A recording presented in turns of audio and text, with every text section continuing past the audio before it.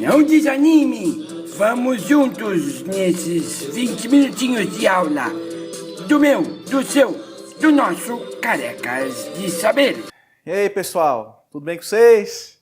Eu não sou Incenune não, mas nós estamos no canal Careca de Saber, né? E agora nós vamos falar das propriedades periódicas. Vocês lembram, e assim eu espero, que na aula passada nós falamos sobre a tabela periódica. Então, nós vimos também que os elementos que a compõem possuem também determinadas coisas que nós chamamos de propriedades. Mas também existe uma tendência, né, na tabela periódica dessas propriedades, né? E essa tendência nós chamamos de propriedades periódicas. Então, qual a definição? A propriedade periódica é quando essa coisa, que é propriedade, ela aumenta e diminui em função do número atômico, ou do número de prótons, ou Z. Agora, se essa propriedade aumenta ou diminui em função de Z, a propriedade é chamada de aperiódica. Na prática, como é que é isso? Nós temos aqui dois gráficos. Nós temos energia de ionização, que nós vamos ver daqui a pouco, e número atômico. Perdão, número de massa. Então vejam só. Observem que não existe tendência, ou seja, não dá para você formar um desenho a partir dessa propriedade. Ou seja, a energia de ionização está variando, né? Ela está aumentando e diminuindo em função do número atômico. Então, essa aqui é uma propriedade. É uma propriedade periódica.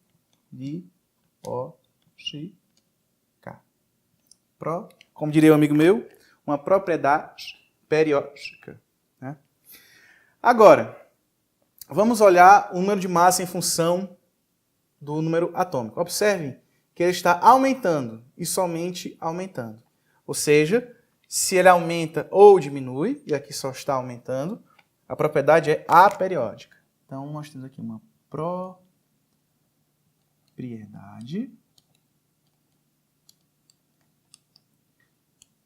aperiódica. Ou seja, A é o prefixo de negação. Então, é uma propriedade que não é periódica.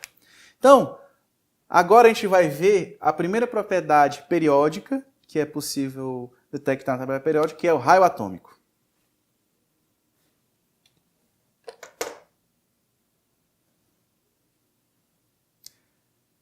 Hello, it's me that you're looking for. Muito bem, pessoal. Quais são as propriedades periódicas, as mais importantes dentre elas? Nós temos o raio atômico, a energia de ionização, a afinidade eletrônica, a eletronegatividade, a densidade e o ponto de fusão e o ponto de ebulição. Então, vamos ver agora a primeira propriedade desse curso, que é o raio atômico. O que é o raio atômico? Nada mais é do que a distância entre o núcleo até a camada eletrônica mais externa. Basicamente é isso. Então, sabendo disso, como é que é a tendência na tabela periódica? A tendência a gente vai representar por setas, né? E como é que cresce o raio atômico a partir das famílias dos grupos? É de cima para baixo. E nos períodos? É da direita para a esquerda. Muito bem. Então, o que é raio atômico? É a distância entre o núcleo até a camada eletrônica mais externa. Ela cresce nas famílias de cima para baixo e cresce nos períodos da direita para a esquerda. Então, vamos agora analisar a próxima propriedade periódica, que é a energia de ionização. Muito bem, meu povo. Agora, a segunda propriedade periódica mais importante a ser estudada é a energia de ionização. Que diabos é isso, né?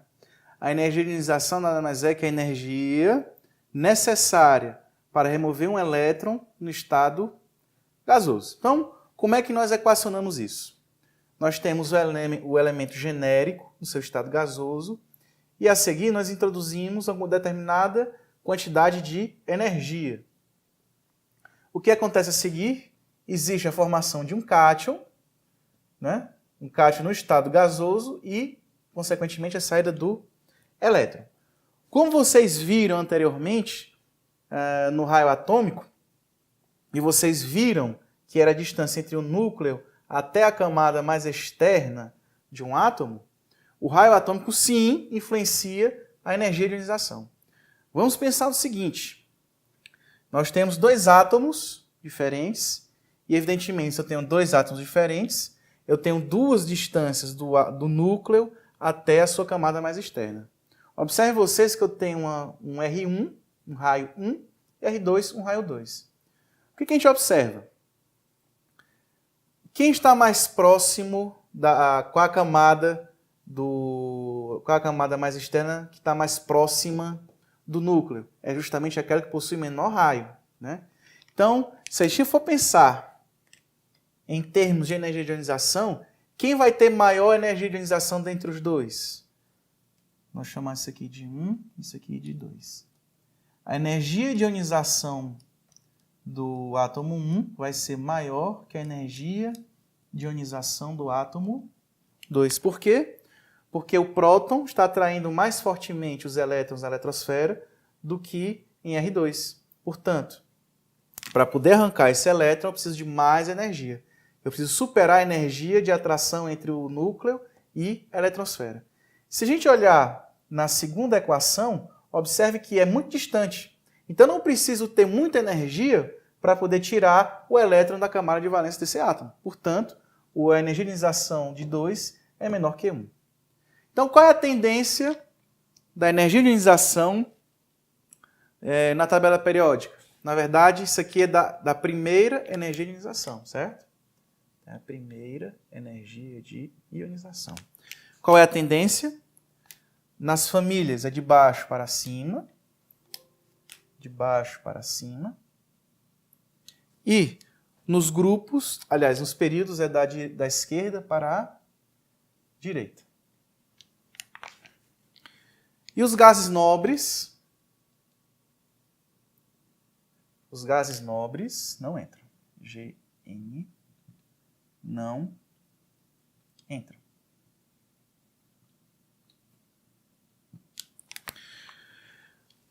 Mas vocês podem perguntar, tá bom, se existe uma primeira energização, pode existir mais que uma?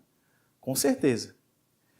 E como é que a gente faz análise de energia de ionização quando eu tenho mais de uma energia de ionização? Vamos pegar o exemplo do alumínio. O alumínio ele é um elemento da família 13, então ele tem 3 elétrons na camada de valência. Ele se estabiliza perdendo esses 3 elétrons. Vamos imaginar que o núcleo seja você e os elétrons sejam seus dentes. Você está no dentista, lá no Ceará, está com os 3 dentes podres, né? Então, o que é que faz o médico? Ele faz uma primeira extração de um dos seus 3 dentes podres, né? Tirou-se um elétron, ou seja, tirou-se um dente. Observe que, quando você tira o elétron, a camada fica mais próxima do núcleo atômico. Ou seja, você arrancou o dente e você não quer que o dentista arranque mais dentes seus, né? Você fica naquela agonia maluca, querendo colocar a mão na boca e não querendo que o médico tire mais. Mas é lógico que isso é necessário. Então o médico arranca o segundo dente estragado, que corresponde ao nosso modelo, ao segundo elétron. Observe que a eletrosfera está mais próxima ainda do núcleo, que corresponde também a você que está com o dente estragado. Você não quer mais que se arranque esses dentes, né? Você está morrendo de dor, você não aguenta mais, você quer que acabe logo, né?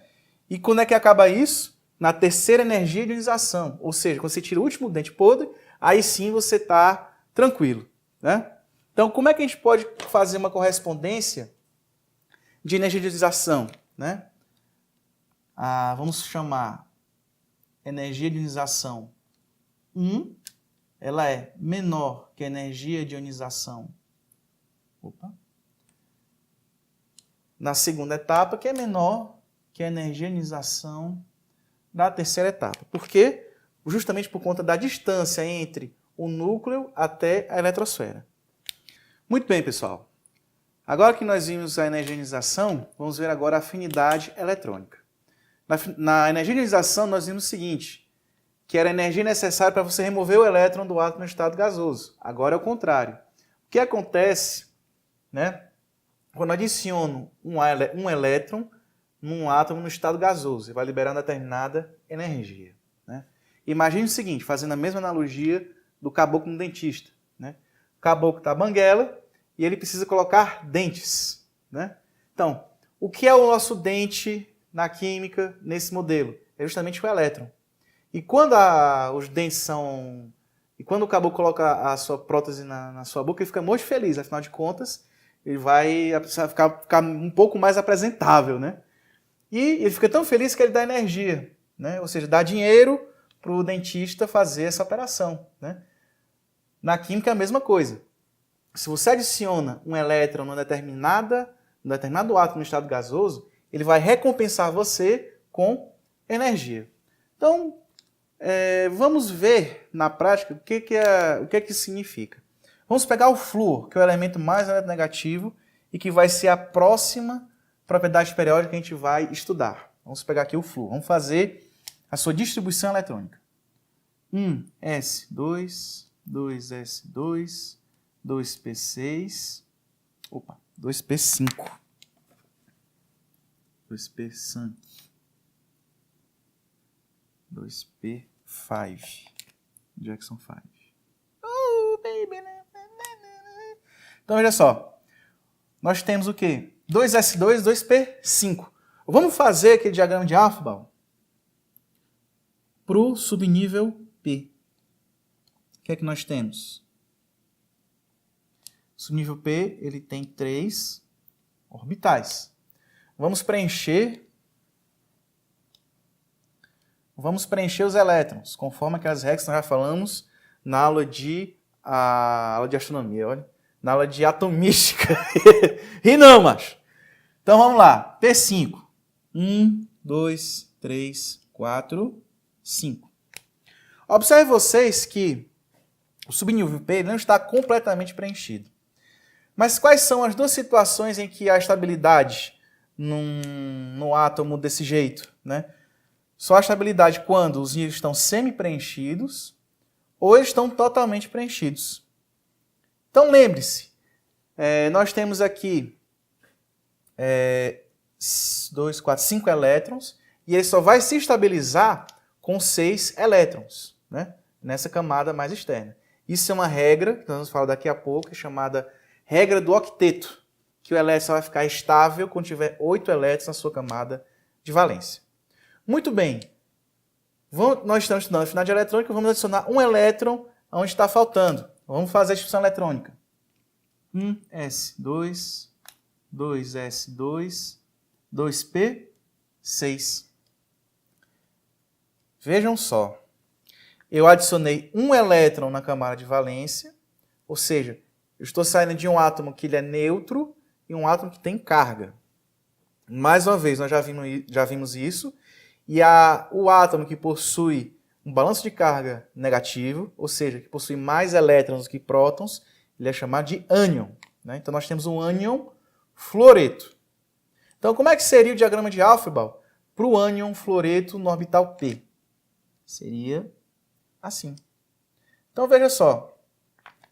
Até mesmo as propriedades químicas são diferentes. Né? O flúor, na verdade, ele é um gás e é extremamente corrosivo. Né? E à medida que você vai adicionando elétrons, ele vai se tornando uma substância mais estável. O fluoreto em solução ele é altamente estável. Apesar de ter alguns problemas relativos a fluoreto em determinadas situações, ainda assim ele se torna muito estável. Então como é que ele faz essa recompensa de estabilidade? Liberando energia. Né? Isso tem tudo a ver com a próxima propriedade que a gente vai ver, que é a eletronegatividade. Mas antes disso, vamos ver como é que é a tendência na tabela periódica. Nas famílias, a afinidade eletrônica cresce de baixo para riba. Como diz lá no meu Ceará. Baixo debaixo dos caracóis dos seus cabelos. E da esquerda para a régua. Da esquerda para a direita. Nos períodos. Tchum e tchum. Mais uma vez, os gases nobres não entram nessa classificação porque já são estáveis e já possuem seus subníveis preenchidos em todos os níveis. Então, vamos ver agora a próxima propriedade periódica, que é a eletronegatividade. Vamos ver agora a eletronegatividade, que nada mais é que uma propriedade do átomo em atrair elétrons. Essa vai ser uma propriedade importante que na próxima aula que vamos falar sobre ligações químicas, ela vai levar em consideração muitas propriedades. Uma delas é a eletronegatividade. Vamos ver, por exemplo, coisas como polaridade das moléculas, certo? Muito bem. O que na prática significa dizer eletronegatividade? Vamos pegar a seguinte molécula. Esse é o ácido clorídrico, né? Não se preocupe, na aula de química inorgânica, nós vamos falar de funções inorgânicas, né? Então, isso aqui é um ácido HCl, né? Então, como é que a gente fala de eletronegatividade nesse tipo de análise? Primeiro, temos que lembrar o seguinte: existe uma escala de eletronegatividade, ou seja, uma escala do maior para o menor átomo que tem capacidade de atrair elétrons. Então, de forma geral, quais são os elementos que são eletronegativos, né? Lembre-se dessa frase. Fortaleza, o Clube Nordestino Brasileiro importa seus craques para Horizonte.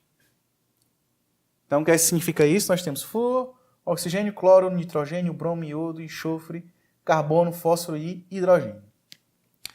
E qual é a variação de eletronegatividade? É da esquerda para a direita. Eletronegatividade decrescente. Ou seja, qual é o elemento mais eletronegativo? É o flúor. E qual é o menos eletronegativo? Hidrogênio. Então, vejam que esse daqui é uma referência que vocês precisam saber na hora de analisar determinadas moléculas, né? Determinadas propriedades de moléculas. Então, veja só, voltando para cá, nós temos cloreto de hidrogênio, ou ácido clorídrico. Na escala de eletronegatividade, nós temos que... ser bonito, mano, paz. O cloro, ele é mais eletronegativo que o hidrogênio, porque ele está à esquerda do elemento menos eletronegativo, né? Então, observe, se decresce nesse sentido, tudo que for à esquerda do hidrogênio vai ser mais eletronegativo do que ele, né? Então, o que é que significa isso? Se o cloro é mais eletronegativo, ou seja, se ele puxa mais elétrons para si, o que acontece? Nós temos chamado de deslocamento da nuvem eletrônica. O que é que significa isso? A gente já viu que os átomos possuem elétrons. Então, o que é que vai acontecer? Os elétrons vão ser puxados pelo elemento mais eletronegativo. O que acontece? Forma-se uma coisa chamada carga parcial. No elemento menos eletronegativo, o átomo fica positivo. Enquanto que no átomo mais eletronegativo, a variação da densidade de carga fica negativa. Então veja, isso aqui é uma carga parcial. Não é totalmente retirado. O elétron não foi totalmente retirado do hidrogênio e muito menos o cloro recebeu esse elétron de hidrogênio. É uma carga que se chama de carga parcial. Por quê? Foi causado por dois elementos que possuem eletronegatividades muito distintas. Então, como é que é a tendência da eletronegatividade, em geral, na tabela periódica? Nas famílias é de baixo para cima e nos períodos da esquerda para a direita.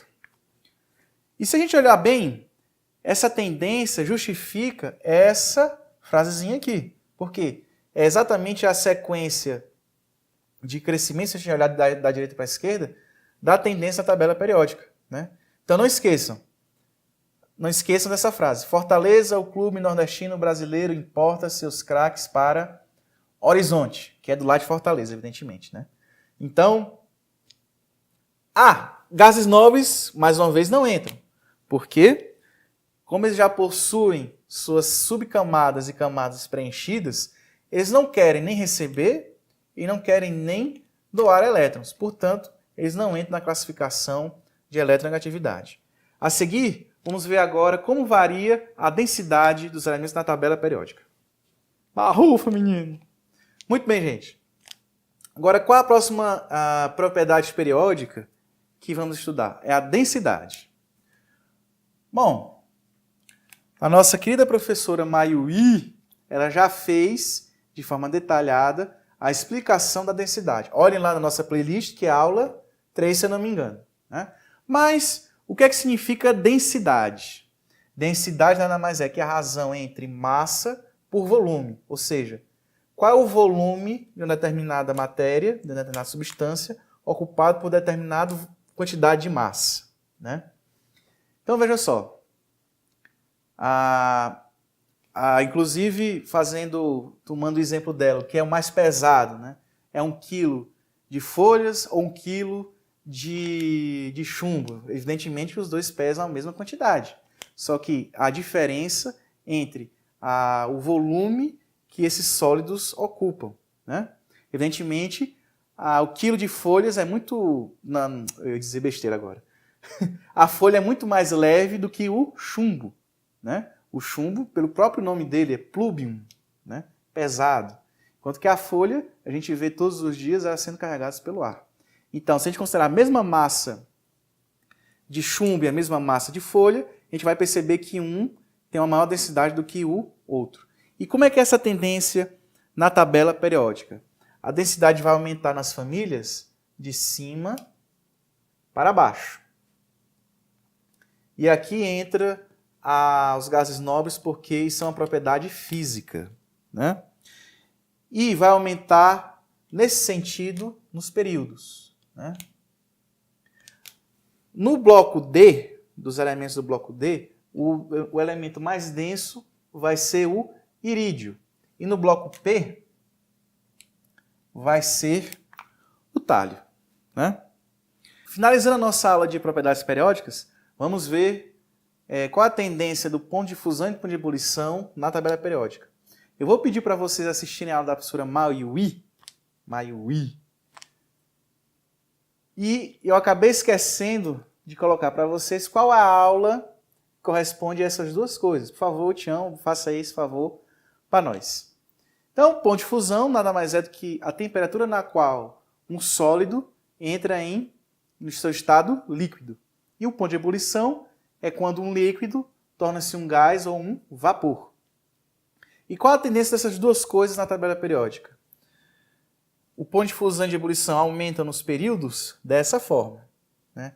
E dois elementos, quando utilizamos essa tendência, dois elementos que são o tungstênio e o chumbo, são os que possuem o maior ponto de fusão e o ponto de ebulição. Já nas famílias, elas crescem no bloco S de baixo para cima. Num pedacinho do bloco D é de cima para baixo. E se a gente juntar a região do bloco P e a última família do bloco D, você vai ver que o ponto de fusão e ebulição aumentam de baixo para cima. E nos outros grupos cresce de cima para baixo. Muito bem, pessoal. Era isso que eu queria falar para vocês hoje. Se vocês tiverem mais interesse em saber de outras propriedades dos elementos, né, de forma até mais aprofundada, sugiro que vocês acessem o seguinte site, periodictable.com ou ptable.com. É um site muito legal, muito bacana, em que você pode praticamente destrinchar a tabela periódica nos seus mínimos detalhes. Então, para vocês terem uma ideia, essa tabela já está inclusa, já vão incluir os elementos que a IUPAC descobriu nesse ano de 2016. Então, pessoal, fiquem à vontade para olhar esse site, é um site muito legal, eu gostei pra caramba. E é isso aí, a gente se vê na próxima aula.